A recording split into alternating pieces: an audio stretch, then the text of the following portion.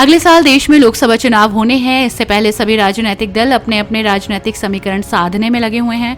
उद्धव ठाकरे की शिवसेना इंडिया गठबंधन को समर्थन दे रही है। शिवसेना यूबीटी सांसद प्रियंका चतुर्वेदी ने कहा कि हम सब गठबंधन में एक साथ इसलिए आए हैं क्योंकि हम अपनी प्रतिबद्धता जानते हैं और अपनी जिम्मेदारी समझ रहे हैं कि इस देश में एक मजबूत विपक्ष, एक बेहतर विकल्प देश के सामने हमें रखना चाहिए।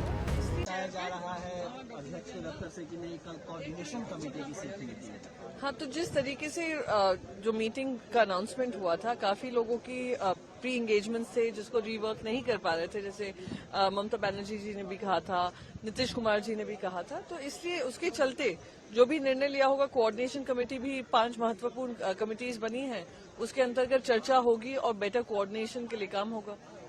क्या आपको लगता है कि इंडिया अलायंस चूंकि चुनावी राज्यों में हार हुई है, इसके वजह से ये स्थिति सामने आई है? नहीं, ये इस वजह से नहीं है, पर ये जरूरी है कि अब 2024 में आते आते लोकसभा चुनाव में हम सब अलायंस एक साथ इसलिए आए हैं क्योंकि हम अपना कमिटमेंट जानते हैं, अपनी जिम्मेदारी समझ रहे हैं कि देश में एक मजबूत विपक्ष या एक दूसरा ऑल्टरनेटिव जो देश के सामने रखना चाहिए, वो हम सबकी जिम्मेदारी है।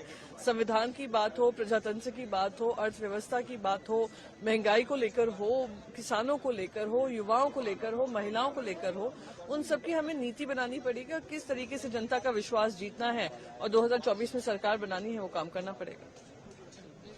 हर न्यूज अपडेट के लिए डिस्क्रिप्शन बॉक्स में दिए हुए लिंक से ज्वाइन करें रॉयल बुलेटिन का व्हाट्सएप ग्रुप और पाएं हर खबर सबसे पहले अपने व्हाट्सएप पर। अपने आसपास की खबरों के लिए सब्सक्राइब करें रॉयल बुलेटिन और इस वीडियो पर कमेंट के जरिए अपनी राय देना ना भूलें।